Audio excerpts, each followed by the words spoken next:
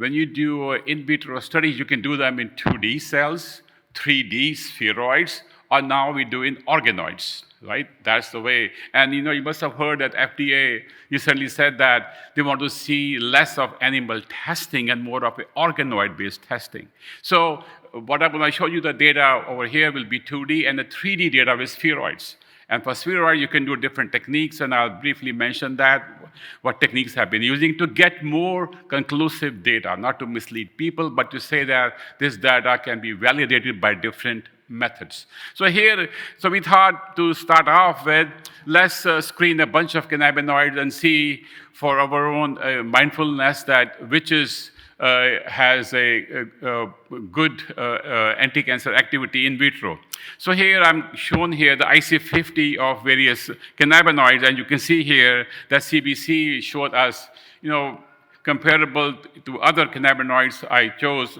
Of course, CBD we know very well works, but CBC worked very well in this, studies with. Now here we have using is MDA MB231, MDA MB231 doxorubicin resistant cells. In these cells, the IC50 of doxorubicin is about 30 to 40 micromolar. Now think of that, the difference. So we found this very peculiar behavior that in resistant cells, they could be DOX resistant, or they could be Taxol resistant, or they could be osimertinib resistant in lung cells, or they could be resistant to gemcitabine in pancreatic cells. Cannabinoids work better with resistant cells than wild type. And to understand that, we thought, let's start with the breast cell and see what are the mechanisms happening there. What is so special about cannabinoids? That with wild type, there's not much difference with the regular drugs, but in the resistant cells, they work magically very well. So that's something we want to investigate. So moving along further, so here, we try to screen all the terpenes available to us, and there are a bunch of terpenes I have mentioned over here. And again, we found that from all the terpenes we studied, the beta-caryophyllene was the most potent at about 32 micromolar IC50. This is 2D. Now remember that terpenes have a higher IC50. They have a higher dose to be given to show anti-cancer effect compared to the cannabinoids. But we wanted to pursue that. Can terpenes be combined with cannabinoids for a better synergistic effect? That 2 plus 2 becomes 8 and not 4. So that was the whole idea behind it. So here, and then to validate this 2D data, we thought to do 3D data. And here we have different techniques. You could do low attachment plates, or you could do a nano shuttle, which is a magnetic base we have taken over here, as shown in the picture, that there's a magnetic base where you can put a plate and put your iron particles called nano shuttle, and that make the cells come together, form a spheroid, and then you can test on that. So we did testing on this method and also with low attachment plates to have validation. The idea is to validate your whole method. So here I've given a bunch of data. With 3 different cell lines. I have used my cells line of 231 I've been talking about. Also, we use lung cells. PDX is patient-derived lung tumor cells. So we took they are readily available from ADCC, so we use them. And also another lung cell line, which is H1975, which is resistant to osimertinib. Osimertinib is a TKI, which has now become the first line of therapy for lung cancer patients who have not responsive to regular drugs. So here, if you look at looking at all the cannabinoids we used, and then we used various combinations, and we found that the combination of CBC and BC was the most potent. The IC50 you see is for CBC. We kept BC constant. In these combinations, what we did was we took a IC25 dose of BC, low dose of BC, IC25, and varied the CBC, and see that how CBC doses decrease as a function of this combination. So that leads to something called synergism. You can have additive effect, antagonistic, or synergistic. We found in this case that combination was synergistic. So obviously, and also we showed that does it induce apoptosis? Does it change the live blood assay? So we did a live blood assay over here. Here we on the first platform, what you are seeing is that with the ethidium bromide, the number of the dead cells and the live cells with acrid in orange, you can see that as you increase the CBC and go to BC and do a combination at IC50 doses, that there's more increased number of dead cells and less of live cells, showing that this combination which we are used can be validated by other techniques. How about migration? So, that I'll show, but before that, I want to talk about the in vivo studies. The in vivo studies, we thought, let's do it, in xenografts. So here we took 231 doxorubicin resistant mouse model, and in this, what we do is that we inject cells, 4 to 5 million, and let it, or here we use 2 million, and we let it grow for 10 to 12 days. And when we have a tumor about 100 millimeter cube, then we start the therapy. So in this case, the therapy was given by CBC, 50 milligram per kg, and then Beta-Caryophyllene at 100 milligram per kg. And then we use their combination with the same doses, right, and see what happens. So if you look at this data here, you can see very nicely here that as compared to the control and using BC or CBC by itself, the combination regressed the tumor growth very well. And if you would have added to this maybe a half the dose of a chemotherapeutic agent, we could have done much better. But here we saw that there's a significant decrease in the tumor progression and growth, which was very encouraging to us. To understand that what are the mechanisms happening here, because this is a resistant cell line. So we are looking for the resistant cell pathways, which are, in this case, we looked at the mTOR pathway and looking at the AMPK pathway, the mitochondrial pathway. And you see here that looking at, all these pathways, looking at PARP, which is apoptosis, and looking at mTOR and the survivin.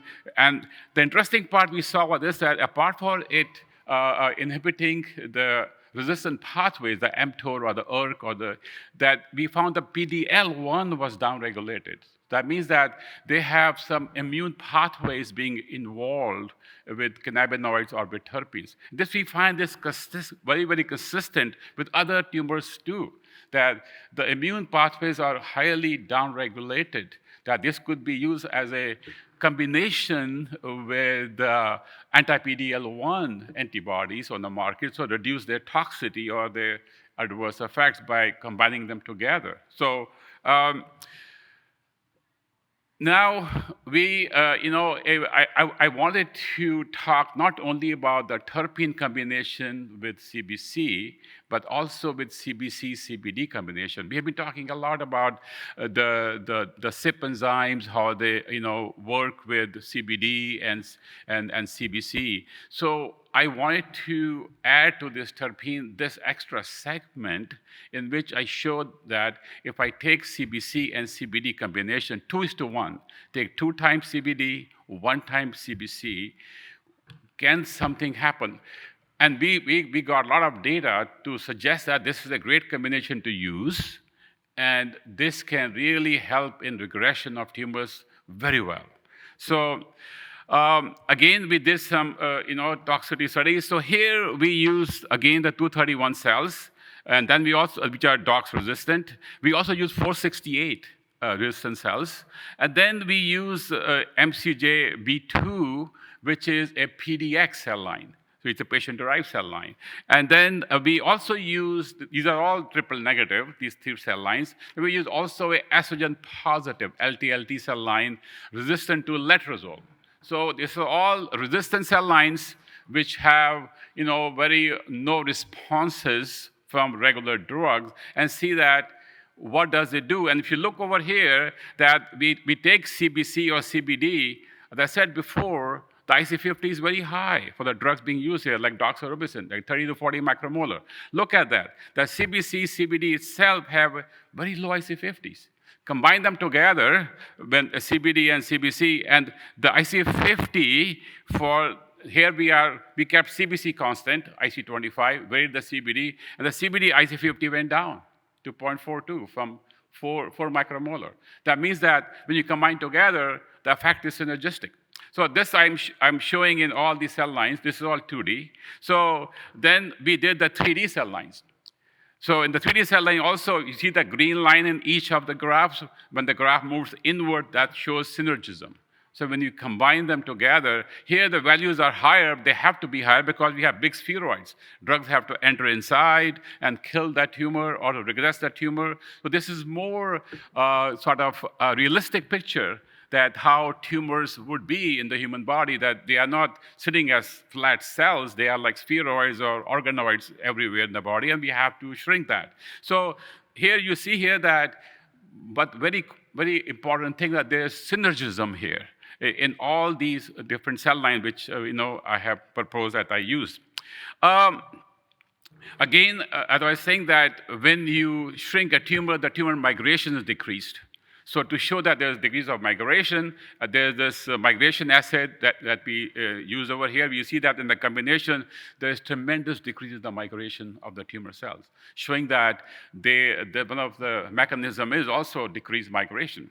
So obviously, we also looked at the Western blot-based mechanisms, looking in vitro, what are the mechanisms. As you can see here, that the ERK-MEK pathway, which is a pathway which leads to cell progression, is diminished. If you look at the last part of the blot, you see that the very, very light band for those. That shows that the combination of CBC-CBD in low doses is acting in a very synergistic fashion and trying to inhibit those pathways which are activated in resistant tumor cells, which in this case, the mTOR pathway is highly upregulated in resistant cells, become highly downregulated. And again, the AKT pathway, which is a part of the mTOR, was also downregulated. And cell cycle arrest, we see that, and also the NF-kappa B and the SAW2. So all these pathways were highly, downregulated. So now, that was with 231 cells. So is this behavior seen in other cell lines too? Well, the answer is very clear that in the same way, in a PDX-derived DOX-resistant cell line, we see the same behavior. The ERK pathway, the MEK, the NF-kappa-B, SAW2, and the AKT pathway was heavily downregulated. That shows that this combination of CBC-CBD works in a synergistic fashion and interferes with these pathways. So now, looking at the histone modifications. So, if you, when the histones can get methylated or acetylated, and that methylation acetylation leads to oncogenic responses, can this combination reduce this histone methylation or acetylations? If you look, in this case, we use, first of all, the estrogen-positive cell line, the LT-LT cell line.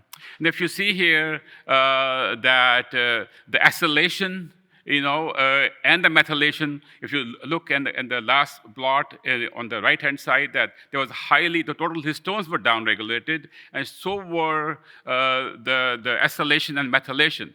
This response was all right, but looking at the T and BC, we show a significant response. That look at the acetylation, highly down in the combination. The H3K27 methylation, highly downregulated. The last band is for the combination. Again, look at H3K4 methylation, highly downregulated.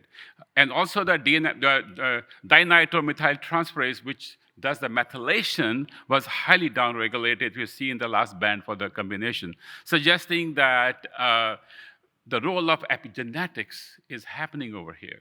So now, by doing these studies in vitro, we thought, let's go into vivo and show in vivo, is that really happening or not? Now, if you look over here, that we kept the dose 1:2, 10 milligram per kg of CBC and 20 of CBD. So with the rationale that we need that ratio, and I'll explain later on by the kinetics why we did that. So I'm going to do that later and show this data first.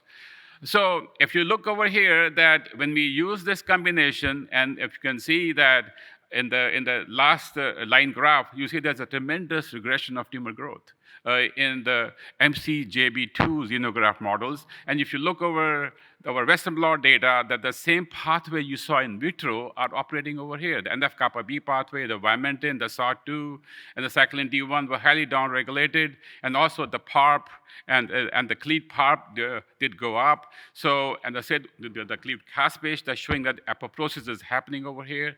So the same mTOR pathway, which is very active in resistance tumors, was downregulated, showing that what we saw in vitro is replicating in a tumor model.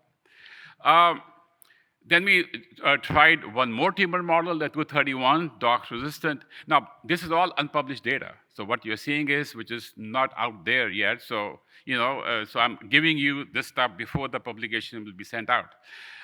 So again, here in the combination you are seeing of CBC, CBD, tremendous regression. As I said before, that I could improve it, and we have shown that now with the pancreatic cancer tumor, that we add to it a chemo agent in half the dose, things really look very beautiful. So this is just the beginning of the stuff which you cannot take further to.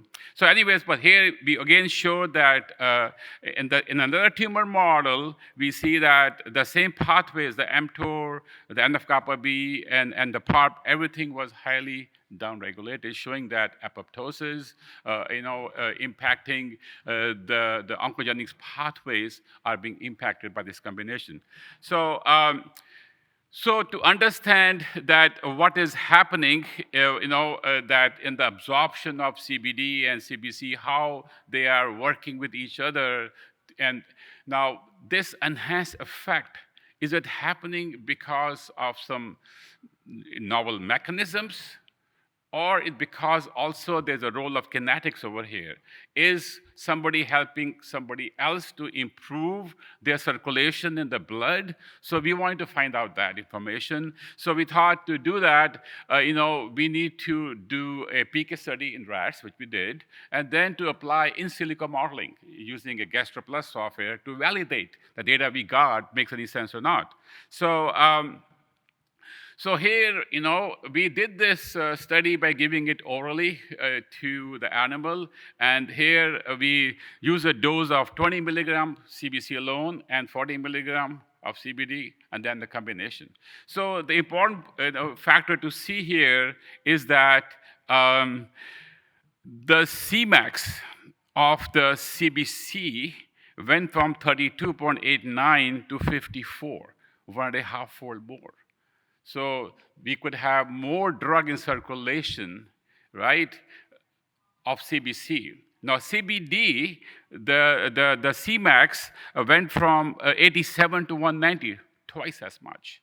So that means that there is a delayed metabolism happening of CBC and CBD both in the process. So CBC and CBD are impacting each other. Since CBD is more, then it goes up more, and CBC is less than CBD, but it also goes up by about 1.3 folds. So that means that being them longer in circulation, that gives them more sustained synergistic effect, which you would not see with any other combination. So again, we have heard about that various enzymes like CYP2C9 and CYP3A4, which CBD works on, and then the CYP2C9, which is also has a role to play with CBC. Now, I'd like to mention here that the CYP3A4 have been used very successfully for AIDS therapy. Like for AIDS therapy, we take mostly 1 or 2 pills a day, maybe 1 pill a day. Why? Because they are taking a CYP3A4 inhibitor inside that tablet. Like Ritonavir is a drug used as a CYP3A4 inhibitor in a tablet of 3 or 4 drugs, which makes the bioavailability go up like crazy. And that's why AIDS patients have a better longevity and less adverse effects because of this concept only. So CYP3A4, CBD just work over there. And of course, we have CYP2C9, which we talked about for the last 24 hours over here. So so what's happening is this there, that of course CBD, we learned yesterday that very eloquently that there's a two-phase, it's metabolism, firstly by the CYP enzyme, then secondly by the UGT based system. So in the process of being inhibiting CYP2C9 and CYP3A4, there is a comparative inhibition between CBD and CBC for CYP2C9. And that comparative inhibition, CBC goes up also, and so does CBD. And then the process, both of them show a synergistic effect, being longer in circulation, which probably interferes or with the 6-alpha-hydroxy and the 7-hydroxy oxidation, which these CBD goes through. So that is what we think is happening here, the comparative inhibition.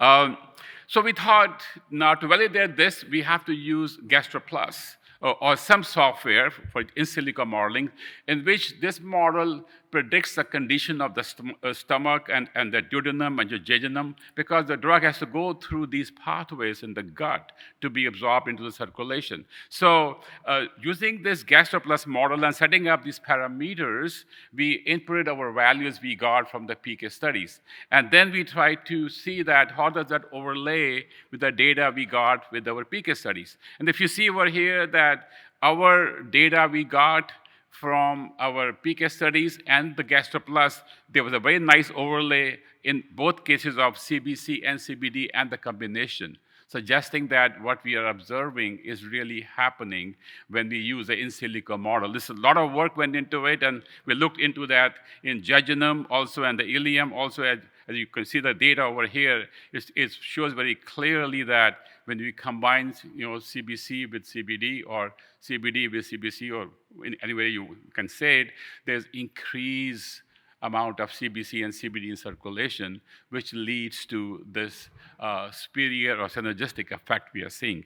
So, so to conclude my talk here, I got 2 more minutes, but that, this combination has a very good potential. And if this week, I put a lot of information here, but if you combine this with chemotherapy, low-dose chemotherapy, not the regular dose of chemotherapy, you can do much more prolonged regression of tumor. And obviously, this is, again, resistant tumors. That's the worst you can get. So just to, what we are doing apart from this so-called basic or some preclinical research is that we have got approval for a phase 1 study where I'll be using CBD isolate or CBD full spectrum to evaluate them for neuropathy. I have published work in neuropathy also with CBC and CBD, but here we're using CBD isolate or the full spectrum, and I've got the IND approval and everything, and in the next few months I'll be doing at TMH these studies. So I want to thank my group and the fundings I got from different agencies. Without those people in my lab who work day and night, I wouldn't be here talking to you. Thank you so much.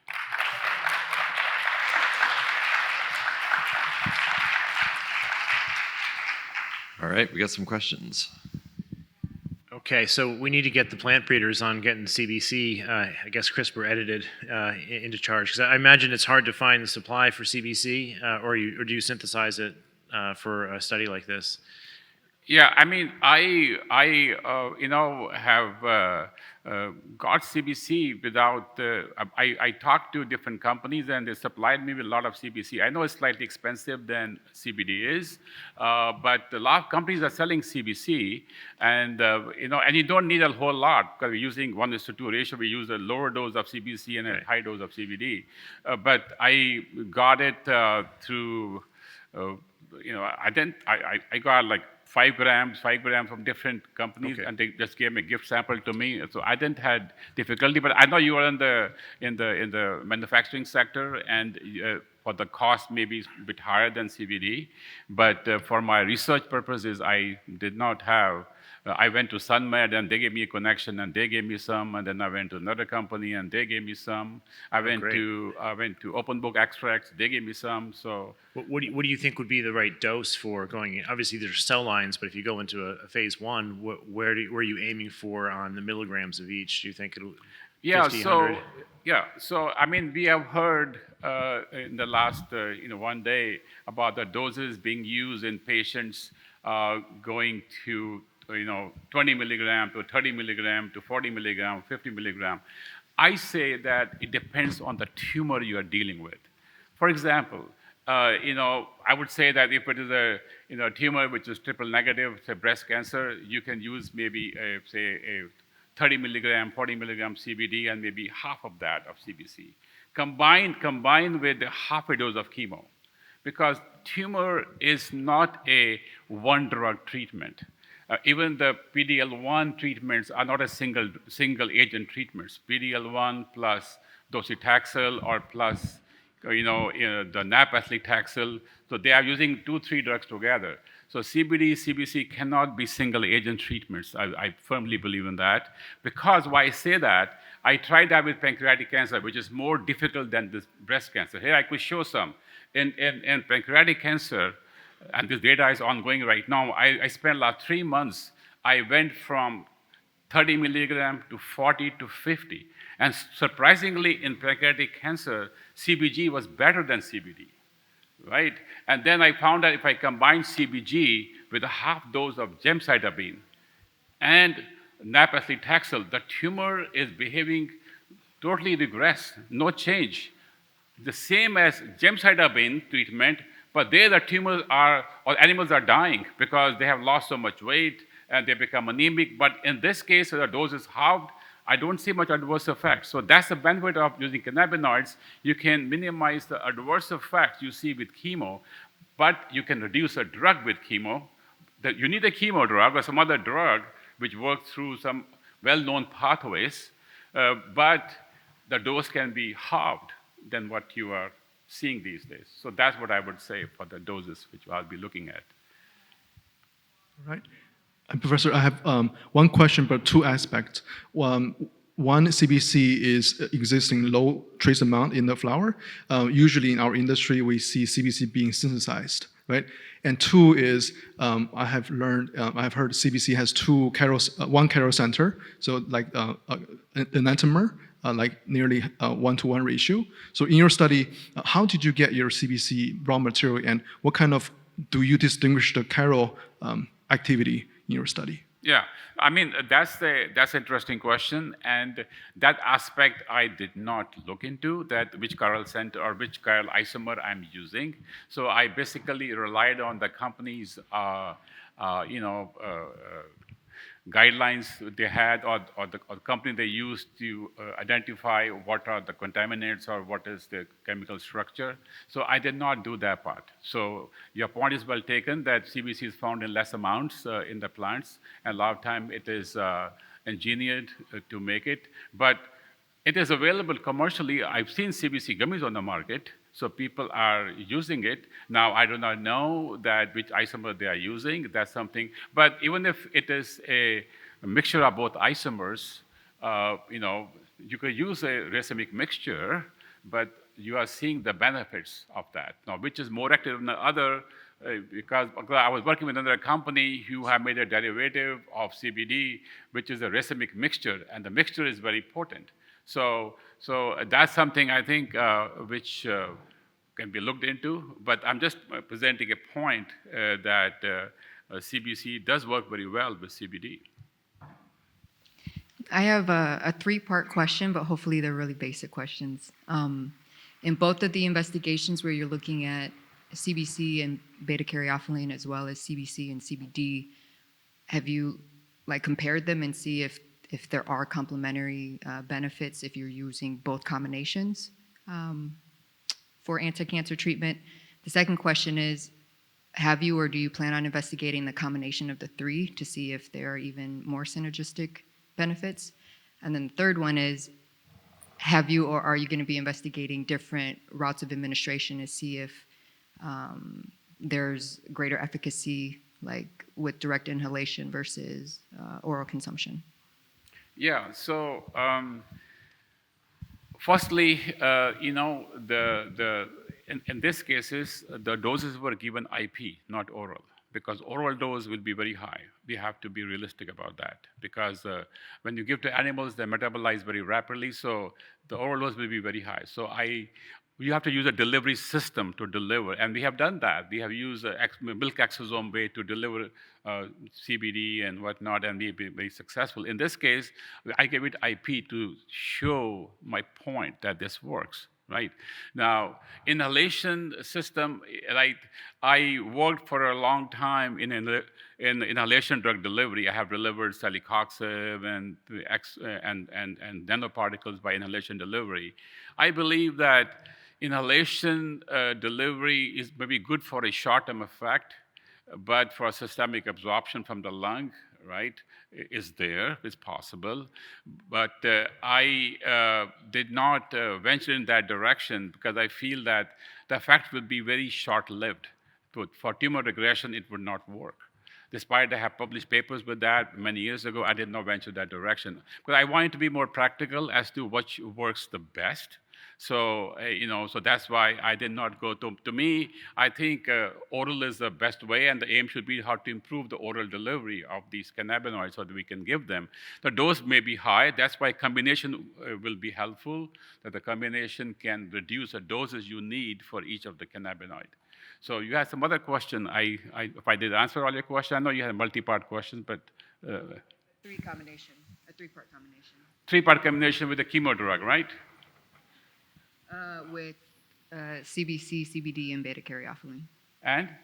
With terpene, beta-caryophyllene. Terpenes, no. So now with terpenes, I showed that data. Terpenes looks interesting, but remember, terpenes are bitter in taste slightly, and beta-caryophyllene is a good terpene, but the dose is high, right? So I have to be realistic that when I am saying this has to be translatable to a possible medication for any patient, we don't want to have too many of high doses of things. We want a lower dose, ingredient so that we don't have the long-term adverse issues you see with we are finding out with cannabinoids, right? So that's why, yes, you could have them in a gummy as a part of a component, and it may help other cannabinoids, but for specialized cancer treatment, you have to be realistic. So that's why I did not go that direction. I could have. That's why I thought I would rather go 2 cannabinoids at the max combined with a chemo drug at half the dose, as I said before. And that model has worked very well because on the market right now, there's only one delivery system on the market called nab-paclitaxel, which is a Abraxane called Abraxane or nab-paclitaxel.